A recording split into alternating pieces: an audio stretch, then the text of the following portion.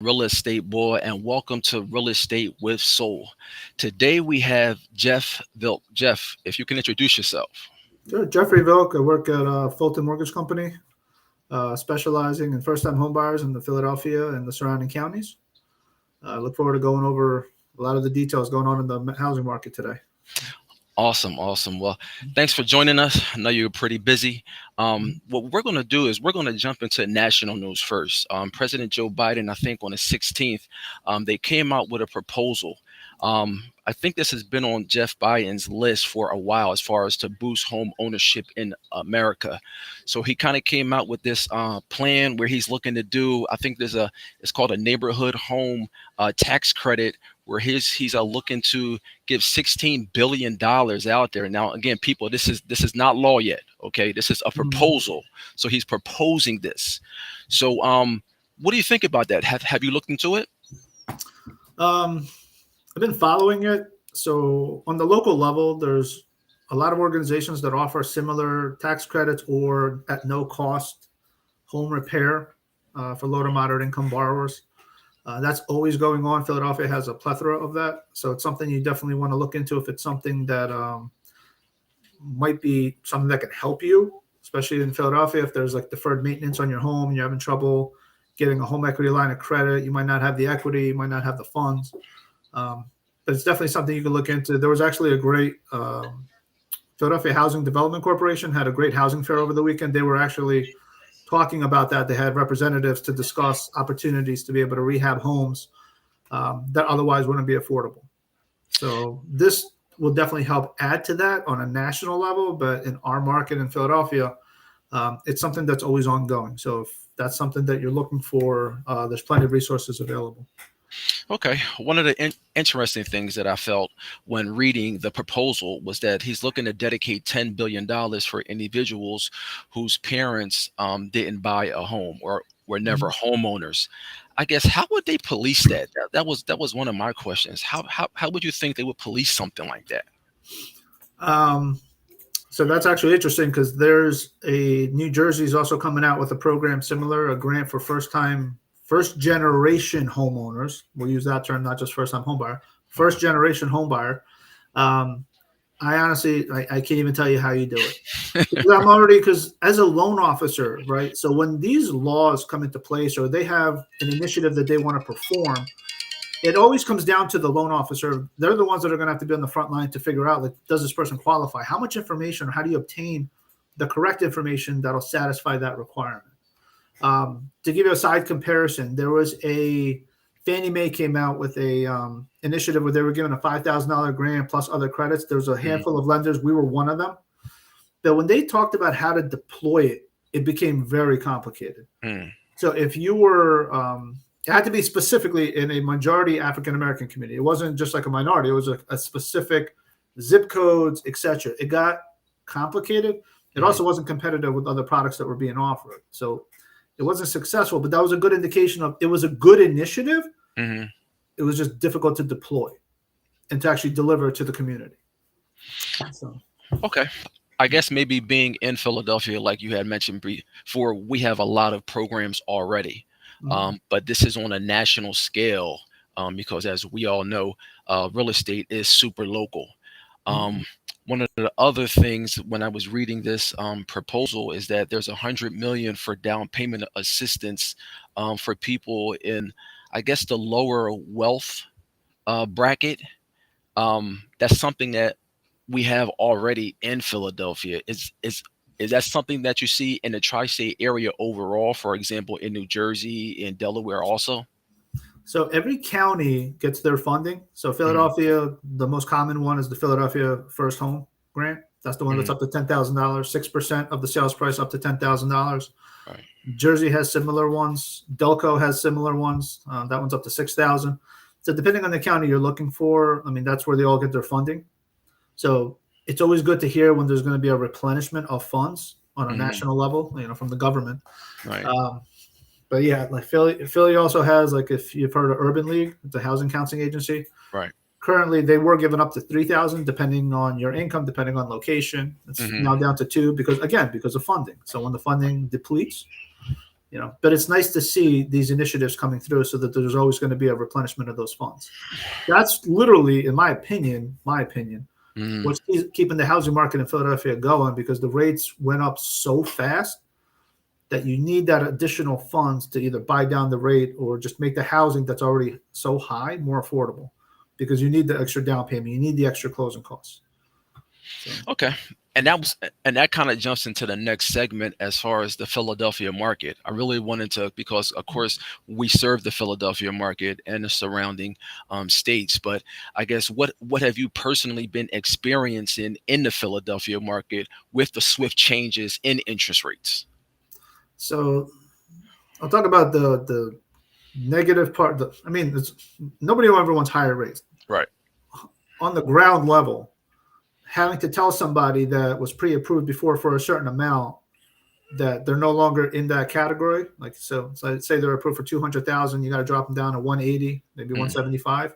mm, It's a difficult conversation to have because of how fast it happened. right. So, like me personally, I've never experienced rates rising at the rate that they were rising so quickly. So, like, sometimes if somebody takes a longer amount of time to purchase a home, that's fine. But I mean, we could be talking about a week, 2 weeks, a month. Like, you can be getting that phone call, like, listen, like, we're going to have to reevaluate your pre-approval. Right. So that's been difficult. I will say that the first-time home buyer, again, nobody's happy about the rates. They're not as sensitive to the rate. They're more Mhm. looking at affordability. Because again, the thing to compare it to, and I see a lot of interviews with people that deal with what I call like high net worth borrowers. Mm, They're looking at, okay, well, I live here. Here's my payment. Here's my rate. I don't really want to make a move. But like, I deal with borrowers that their need is they have to move. They right. need that home. They need to Right. get out of either the neighborhood. They want to be in a specific school. Like, they have to make a move. Now, our more difficult job now is figuring out a way to piece the pieces together so that we can make that happen, which is, again, utilizing grants or low down payment or no down payment mortgage products. Now, have you seen people fall off? Like you said, these people have to make a move. But have these higher interest rates made them take a seat on the sideline, even though they have to move? Some had to make a more difficult decision of, like the common rebuttal, if you call it a rebuttal. When you tell them the new dime, I'm not going to find what I'm looking for at that price range, but there's our job. All we can do is deliver the numbers, Right. right? Like, I know what the end goal is of, you need a certain amount, Hmm. but in terms of affordability, that's not going to change with the price that you're eligible for. It also goes hand in hand. And sometimes, like, people get out of pocket because they might have just, you hear the common things. They just bought a car with a cost that's just astronomical. Right.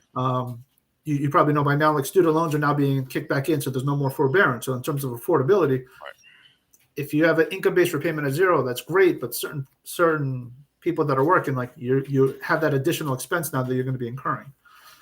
So that's that's the thing that I've been seeing most in terms of, like, are they taking a sideline seat? It's just taking longer because they're just not ready to jump from a place they don't want to be and buy a home in a place they don't want to live. If that makes sense. Yeah, definitely. I So, mean, I've kind of been seeing the same thing. Like you said, these people have to move. So it's okay if I don't move in this property, maybe this property. Have you seen people maybe switching products, maybe going from a FHA loan, a regular FHA loan to a 203K, or ARM? Have people been going into ARMs to get the rate down? I've seen people do arms. Okay. What a lot of people were doing was like the bond loan. So PHFA, which is one of the products I specialize in, it's the Pennsylvania Housing Finance Agency. They have a reduced interest rate. And for Philadelphia, it is a tailor-made product. I mean, Mhm. you're talking about the rate today on a conventional 3% down, 6.875, which, Wow. again, in a market where all you keep hearing is 8 plus, Right. it helps with the affordability. And in a few minutes, I'll show you the comparison of mortgage products. Okay. So each product has a nuance that can help deliver, to the finish line. It'll help deliver you to the finish line. Okay. If PHFA has a lower debt to income ratio, so if somebody was getting a PHFA FHA, the debt to income is 45. Then you get the phone call like, I found my dream home. This is it, but the debt to income is going to be 50 or higher. Mm. FHA might allow that if we get an approval. So then now you have to pivot, and then you have to now take the new payment, which is going to be a higher interest rate. But again, the goal is home ownership. What Right. do I need to get into the home? Right. And obviously, hopefully stay there long term and not be put in a financial strain. Um, and one thing I do always want to add, there's always additional factors, such as there might be other income in the home that we're not able to use. So even though in the bank's eyes, the borrower looks like they're straining it by being at a high debt to income level, Hmm. we do recognize sometimes there's other income going in that we're just not able to use as qualified income. So, Right. And I've run into that a couple of times where they can't use the income. Actually, I had one person who just closed where because they couldn't use all of their income, they had to lower the amount of the loan, yep, which made them bring more to the table. yep, Um, what I have been seeing is it looks like, and this is great, is that lending companies and banks are coming up with more creative ways as far as to get individuals into the home. yep, Back when interest rates were 2% or 3%, hey, the interest rate was the reason why you should be buying this home.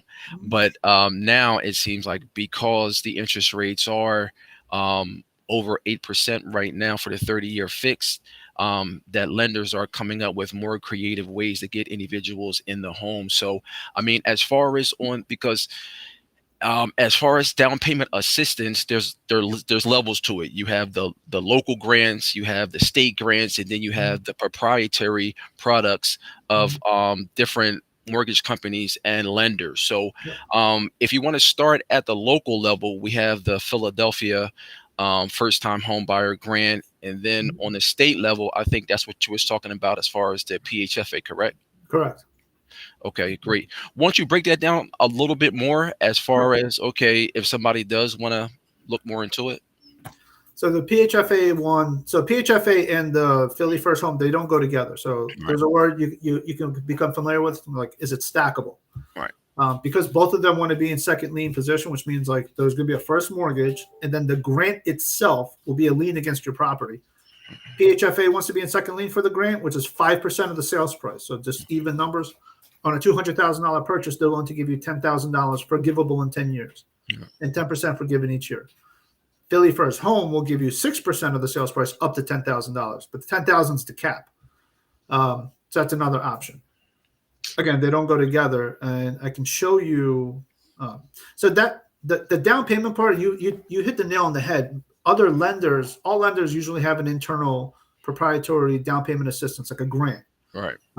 We have one up to 2,500. There's other lenders up to 10,000. So it just depends on what you qualify for.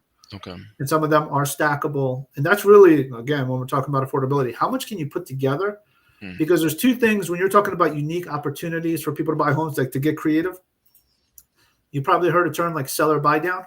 Right. So if the seller is willing to give a certain amount of seller's assist, you can use that to buy down the rate, like 2% the first year, 1% the second year, which is a good initial opportunity. But you also want to be cautious because I feel like sometimes people are desperate to get into the home.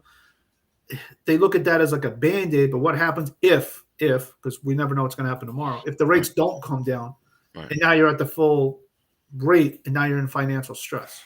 So Mm, some people it's a tailor-made opportunity. Some people just have to be cautious because if you're stuck in the loan, it could be an issue, especially if there's an additional lien and you might disqualify yourself from being eligible to refinance because again you're already putting down no like low down payment plus you're stacking a grant on top. okay. So All right, so let's slow walk that because of course we know what we talk about because we're in the business. But somebody for most first time home buyer, this is their first time, so all this information is new to them. So if I'm going into a home and just say the home is 8%, the percentage, and then I buy the rate down. If I buy the rate down, for example, I get $10,000 from Philly First. Am I able to use that money to buy down the rate? And if so, is that for the duration of the loan or is that just for the first couple of years? there's two things: the temporary buy down, which Okay. is the one I was saying about the what I call like they came out. It's always been there. Okay. It's just it wasn't obviously as popular. We were in such a low rate environment for so long, nobody did it. Hmm. But it became popular again when the rates went up. That's a temporary buy down. What they put it basically what they're doing is they're putting a certain amount of money aside for what the rate would be 2% lower for 1 year, 1% lower the next year. Or you could do a rate buy down where you're basically by paying a point, which is 1% of the loan amount, Hmm. you're lowering the monthly payment over you're lowering the interest rate for the term of the loan. Right. That's the one I would lean towards. So when there's additional money and you're stacking grants and seller's assist, I'm seeing people buying down the rate more than I've ever seen before. Obviously because of the environment as well, but there's also so much money going into the pot because again, people that are buying right now are able to ask for a seller's assist. And one thing I just want to make sure that we're clear on, Uh, although the rates are high, people forget what happened when the rates were at an all-time low. A first-time home buyer to buy that house, almost impossible. right. Like you need the stars to align. You had so much competition. You had people making offers on 20 plus homes. And never in my career have I ever seen that because it was just a perfect combination of low inventory, ultra low rate. So yeah, it was great. It was more affordable. But if you look around of how many images you saw on Facebook of people actually buying their, first time home buyer, because you had so many investors come in, you had people moving from New York Right. to buy in Philly because it was cheaper. Right. I mean, so we just got to take this as an opportunity for a first time home buyer to have less competition to get in the home. So if it's affordable, in my opinion, for a first time home buyer, it's one of the best times to buy because that's why you're seeing these sellers assist. That's why you're seeing them allowing you to come in with a PHFA loan or an FHA loan and then taking it. So it's nice to see that. I mean, again, I'll always refer back. Nobody wants to see the high rates. Right. But what it allows somebody to have the opportunity to do, which is purchase the home. And they always say that corny phrase like, marry the house, date the rate. Right. I mean, it's unfortunately it's true. It's like if the rates drop, you now own your home, you have the equity, refinance to a lower rate later. Right. And I do see people on the internet. Some people try to discredit that and say, "Oh, well," I'm like, "Okay, well, yeah, you could stand on the sidelines, but what happens when the rate comes down? When the rates come down, like they will eventually at some point in time, then everybody floods back into the market. And what does that do to the sales price when everybody floods back into the market? You're paying for it one way or the other, whether it's rate or equity. Right. If the rates dropped, everybody saw how fast housing prices went up. Right. So if you actually looked at the numbers side by side, it's a mind game. It's like, oh my God, I got an ultra low rate, but what did you pay for the house? All you kept hearing about was no contingency, 50,000 over asking or more. Right. You can't compete with that. Right. So and that's people. I'm sorry. Go ahead. But this is the opportunity. This right now, I think, is the golden time where a person can utilize everything they're entitled to. Meaning, if you're eligible for a bond loan, the seller's not going to say, "No, I don't want that. I'm waiting for that conventional loan with no contingency or cash." You're not seeing that anymore. So now you can utilize a loan that's actually right for you. FHA, which is also a good option, took a lot of people out of opportunity because if every offer that was made on the house was conventional, for the first-time homebuyers that aren't familiar, FHA is like a redheaded stepchild to that opportunity. So even though FHA might have been your only or best option because it was the cheapest option, right, the seller is going to say, "No, we're going to take a conventional offer over FHA." Right. As well as aside from now, you can get that FHA offer accepted. So now you're at least able to use the best financing for you with a seller that's willing to help and provide a seller's assist when necessary.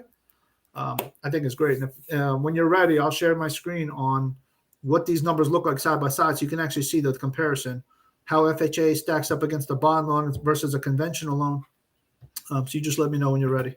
Yeah, let's jump into it. All right, I'm going to do that now. Presentation, and then I can make adjustments as needed. So what you're looking at right here is, I think, what most first-time homebuyers don't get the opportunity to see. The average loan officer is going to send you, okay, if they pre-approve you, they'll give you most likely one option, one number, one rate, and they don't really show you, well, how did I come up with that being the best option for you? Not even knowing if that's really what your goal is. So what I do is I do these live presentations. So a couple things happen. One, I know what you're looking at because everybody likes bright colors. So across the board here, this is a $200,000 purchase, which I think the area median in Philadelphia, $200,000 is about a good average to do. Yeah. The loan amounts here are mostly the same. It's a conventional option, 3% down. That's usually the average, the minimum 3% down. And against an FHA option, which is the last column here. And what it allows me to do is to show you what the difference in the monthly payments are, which is obviously what your biggest concern is, affordability. Mm-hmm. So you see it down here where it shows you what the monthly payment is. But as I highlight it, you can see it side by side, same scenario, what really gives you the lowest overall payment option, right? You'll see this down here. It actually just shows you in green or red. So right here, Freddie Mac Home Possible is the 0, which means that's the highest payment overall. Side by side, it just tells you which payments are also has the best savings. Okay. What I like to show in terms of affordability of a plan overall, right? So you have 6.875 here. You have 8.125, 8.375, and 7.625. These are current rates as of a couple of days ago. Okay. The reason this one is as high as it is, Fannie Mae Home Ready, when we do this loan, we do it with no mortgage insurance. So that's something important to keep in mind. So even if somebody were to offer Fannie Mae Home Ready with a little bit of a lower rate, they're still adding in the mortgage insurance, which kind of negates the savings of a lower rate because Right. you're adding mortgage insurance on top. And that's conventional, right? Yeah, that's conventional. All three across the board are conventional. Okay. This one, the reason I show this, the 6.875, I usually pair this with the Philly First Home. Okay. So that way you get the lowest possible rate here. And you're buying a rate down there? We're not doing any rate buy downs yet. So Okay. this is what I call like the baseline, right? Okay. So anybody gets educated, you want to start at a baseline. Okay. This also shows you savings over time. Okay. But again, down here, how much interest in MI are you really paying over the course of the loan? Mhm. So I can adjust this for 15 years, 10 years, 5 years, whatever it is, and it changes in lifetime. So I'm going to show you that how you and I are going through it, how I can customize it quickly to make you comfortable with the decision you're about to make, which is buying a home is the biggest decision in your life. To be able to see, like, here is the lowest overall interest in MI paid in 15 years is $207,000. Mm-hmm. $222 for the Fannie Mae with no MI, which I think is interesting because if you look at the difference, you're talking about 222 to 207. It's not astronomical, but look at the difference in the rate to be that close together because you're talking about it's well over 1%. Right. And this is why. So this is what it all comes down to. This variable. The mortgage insurance that you're going to pay. That's really, so the rate by itself is not enough. And the problem is with so many lenders out there fighting for their borrowers, they might tell you I got a lower rate, but they might not show you the overall picture of, okay, you can have a lower rate, but you might have very high mortgage insurance potentially. Gotcha. You got to be able to look at the whole picture of what's the overall monthly payment, or something we all got to talk about, how many points. So if I go to the Fannie Mae Home Ready, how many points is it going to cost you to get that rate? Because that's going to change the affordability, obviously. So if somebody just comes to you and they don't even tell you, they just show you, hey, I can get you instead of 8.375, they might change it to a 7.875, and they'll just charge it on top of the cost and not tell you that they're charging you points. And I'm seeing that more now than ever because when I'm presented an opportunity to compete with a deal, I ask them, what do you know about this deal? What are you looking for? Can you beat the rate? And I'm like, have you paid attention to how much it costs you to get the rate? Right. It's scary how often the answer is no. Right. Realtors included, because sometimes the realtor will send a loan estimate and say, is there something you can do to do better? And I'm like, you really should see how much it's costing them to get that rate. So, because that'll change your cash to close situation. Right. That mortgage insurance. Wow. Mortgage insurance is the big factor. That's why the rate by itself. So interesting enough, FHA ends up being the cheapest option. Interestingly enough. I'm sorry. FHA has the lowest monthly payment. So this is just to show you this last part. These are the two that have the lowest one. So this one's 14, actually right now, 1470. PHFA, took the lead again. Before FHA was a little bit cheaper. 1478. So FHA was $8 more. And now PHFA, which is why I've been preaching this product, but you got to be careful. You got to work with a loan officer that knows how to do PHFA loans. Okay. It's an incredible product, but with the wrong loan officer, it's a disaster because you don't have time to make mistakes and to figure out how to do the loan. For the same reason, people like you mentioned when you and I first started talking, am I seeing 203K loans? Personally, I don't do 203K loans only because I spend enough time with first-time homebuyers. The additional work that's required for 203K is just not what I specialize in. So I chose to specialize in this. Doing these bond loans, but also doing them where you can still close in less than 30 days. So now PHFA, they have a multiple different loans. Is this the K-Fit loan or is this another? So this is just the Keystone home loan. Okay. K-Fit, the rate would have been like 7.375, but then you get the additional grant. So this is where I start customizing it for a borrower that did you do the counseling to get the Philly First Home or do you have to do the K-Fit? Okay. Because the income limit, just to show you, when people say low to moderate income borrower, in Philadelphia for a 2-person household, it's $137,000 to qualify for the Keystone home loan. Right. That's a lot. Right. I almost never come across a scenario where, and you don't have to be a first-time home buyer. Philly First Home, you have to be a first-time home buyer or not own the home for the last 3 years. Right. PHFA in Philadelphia is a targeted area. you don't have to be a first-time home buyer. Like the amount of people that it satisfies that need, it's like almost everybody qualifies. As long as you have a 660 credit score, that's what you need to get the K fit. So just throwing that out there. Gotcha. Now, does it always work out like this? As far as, I mean, right now for the monthly savings, um, yeah, like you said, the PHFA or the Fannie Mae Home Ready. I guess, does it work out like this in every situation, or is there situations where maybe the FHA option might be better, or it all depends? It all depends. This is averaging like a 660 credit score. Okay. The higher the credit score, this number would have also been reduced because as with PHFA, like the higher the score, the lower the mortgage insurance. FHA standard across the board. But if you look at it, it's interesting here, 8.375 and 6.875. Now, numerically, when you hear the difference, like you hear a 6 and you hear an 8, right? Right. 6.875 versus 8. The difference here is $4, right? Wow. And why? Because of this. The 195 you're adding on versus no mortgage insurance. Right. But imagine yourself as a first-time home buyer. You never bought a house before. You're listening to this. Your brain has to understand, like, why is an 8.375 monthly payment so close to 6.875? Because everybody wants to hear that 6. Right. You just want to hear that lower number. Right. And the way I have to explain it is you see these two numbers, how much interest and et cetera you're going to pay, because at a certain point, the mortgage insurance falls off on this product. And again, first-time home buyers got to remember, it's not for life. So when you do the amortization, when the MI falls off, the 6.875 becomes a better deal. Wow. And the question a first-time home buyer needs to ask, how long do you plan on staying in the home? Because if you only plan on being there for 5 years, then this might be the better option. So that's why, like, every borrower should have the opportunity to figure out, like, what are the true opportunities? What's really the best overall cost?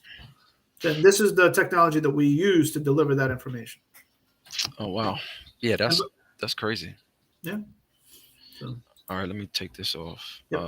Screen. Okay, there we go. Okay, yeah, that's super interesting. Now, I know that's a proprietary tool. Is there have you found that online anywhere where somebody could do it by themselves, or they really have to contact, I don't want to say contact you, or contact a agent that has that type of software? So the software, it's a third-party software. Okay.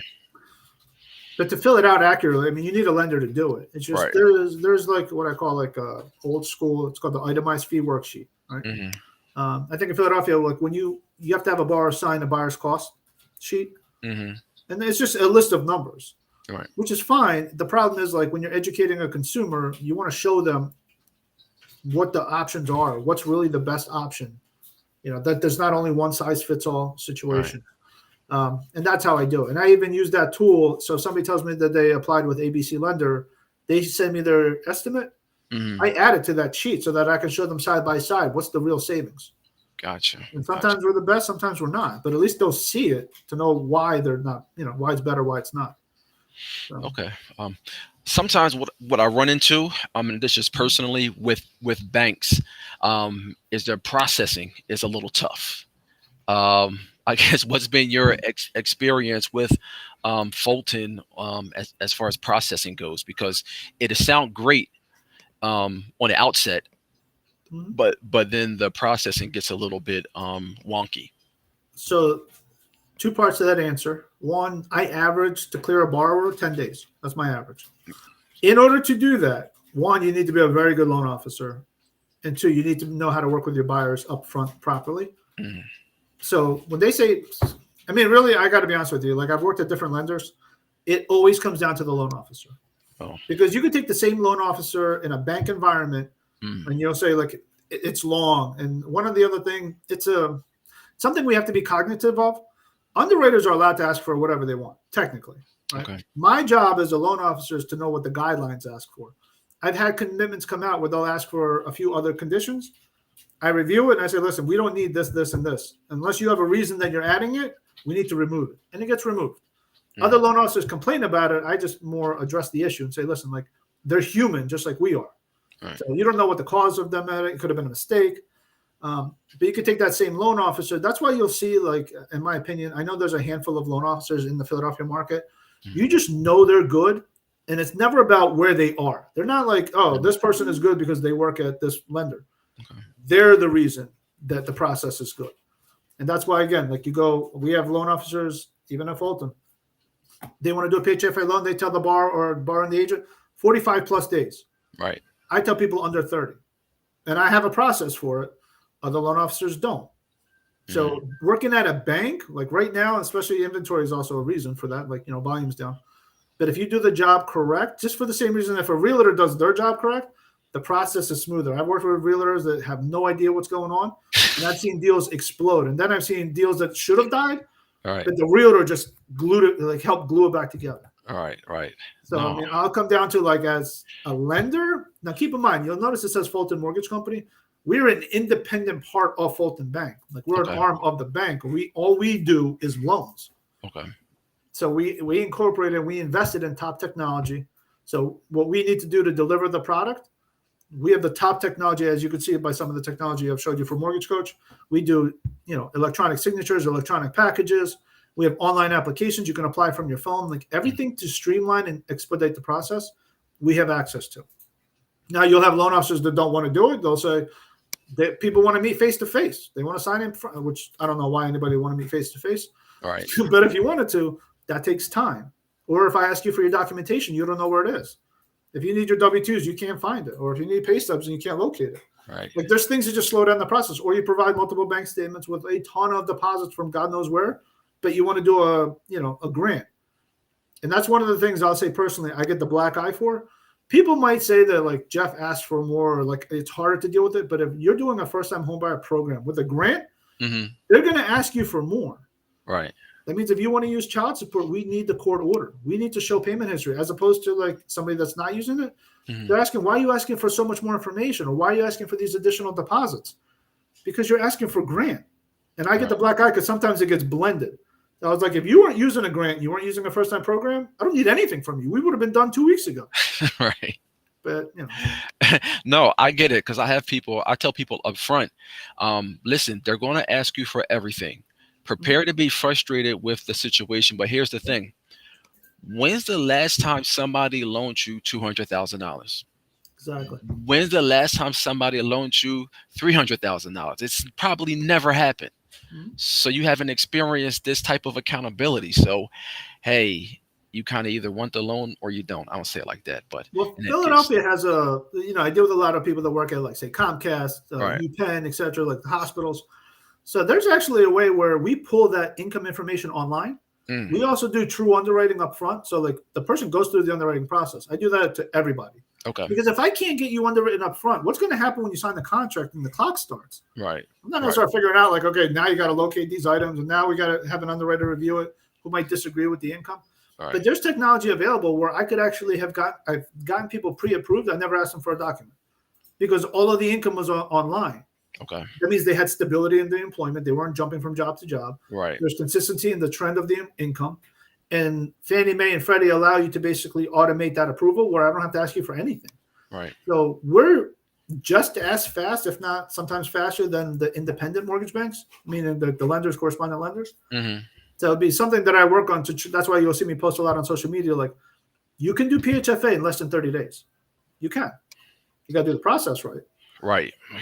Right. Correct. Documentation, you're right. You are going to ask for more because you'll start seeing people deposit cash. Some people don't like keeping money in banks, which is fine. But then they start dumping money in. They don't understand, like, if we can't trace it, we don't know where it came from. We don't know if it's a legitimate source. Right. That's usually the biggest headache. And then finding out that there's debts that weren't on the credit.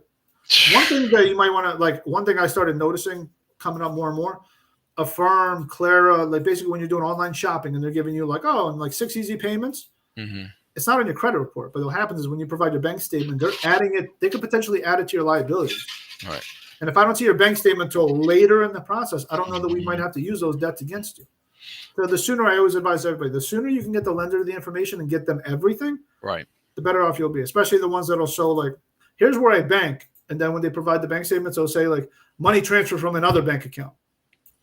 You don't want to see anything after the contract signed because you don't know what's on there. Right. The overdrafts, an additional job you didn't want to disclose. I mean, it's a mess. So. A slippery slope.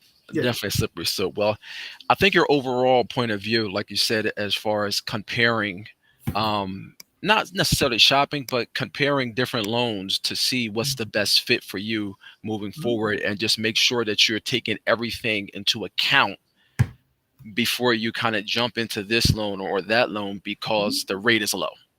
Yep. Is that So there, correct? there's I mean this is what I call getting into the weeds, but I thought this was an interesting change.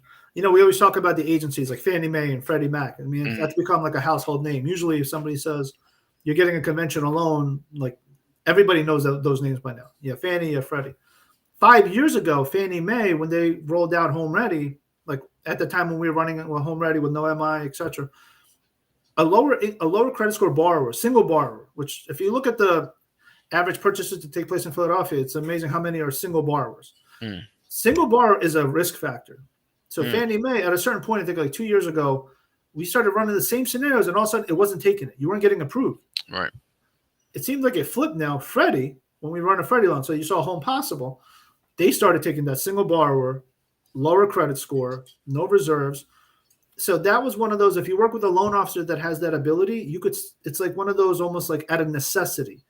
Some people, everybody, if you're an A plus borrower and everybody's just throwing money at you, God bless you. But you have a borrower that like, okay, an FHA is not going to be an option because the house might have cracks and chip and paint, etc. Or the seller just says, I'm not taking an FHA offer. Right. Home Possible opens that opportunity back up where Fannie Mae might have shut it down. Mm, But you need to, again, it all comes down to the loan officer. I got to be honest with you. It's not the bank. For the people out here watching, it's all about the loan officer. Most banks have a plethora of opportunity. They have multiple products. Rarely does any bank only have one. It really comes down to the loan officer. If you ever hear a disaster, I don't mm, want to use names, but like mostly it comes down to the loan officer story. It's not like the bank. The loan officer is non-responsive or didn't scrub the file properly. That's usually where things start falling apart. Because we're the front line, just like you're the right. realtor. If Right. you walk through a house and you saw like stained ceilings and you don't say anything to the lender, then we order the appraisal, and now the appraiser saw it, and now they're going to be like, okay, well, we need to figure out what happened. Right. Right. But You a need to have s- realtor that is familiar with it would say, listen, we're going to have an issue because before we order an appraisal and you spend your money, what's happening up there? right Right? for FHA loan. Any loan. Because the thing Right. is that I've had somebody say that to me, like water and mold is a health hazard. Chipping paint is a nothing thing. Like chipping paints or like little cracks, whatever, that's not Right. safety. But if you see standing water in the basement, you're going to have concerns because why are you have flooding in your basement? Why is there water standing there? Did it leak from the ceiling, the pipes? Like a water is could issue mold, foundation issues. That's different. But if a realtor sees it before we order the appraisal, it could become a let's address it now, or now you want the appraiser involved and figure out like now we got to get all the certs, etc. Gotcha. So Gotcha. just tips to walk away with. No, I don't worry. No worries. All right, man. Well, listen, man. This has been Right. awesome, man. Why don't you tell everybody where they can find you at, man? Sure. So Fulton Mortgage Company, Jeffrey Vilk. On Facebook, I think this is linked. I'll put. I always put it in. I have a mobile app that has actually a majority of the information that we discussed today on the mobile app. Talks about do's and don'ts, grant opportunities, how to apply. I mean, it's just a wealth of information on there. So I'll add that link onto the post. So once this is done streaming, All right, man. And what's your URL, or do you have a website or? it's through the company. So I don't. Okay. So I wish I had like just a jeffreyvilk.com, but Okay. that's it. Regulations. If you go to Fulton Bank, you type in Jeffrey Vilk, it'll link you right to me. Okay. And I guess because of regulations, they don't let you have a vanity URL. Correct. Yeah. Okay. Gotcha. Like working for the bank that they control all of it. Okay, gotcha. Well, listen, if anybody does want to reach out to Jeff, he gave you his information. If you want to hit me up for his information, that's fine too. Want to thank him for coming on. And again, this is Khalid Nathan Aleem, the real estate boy. If you're looking to buy a home, sell a home, or invest in real estate, I got you, man. Any last words? No, that's it. It was a pleasure. A pleasure talking. It was a good information, I think. Yes, man. Definitely, man. Appreciate your time. Yeah, of course.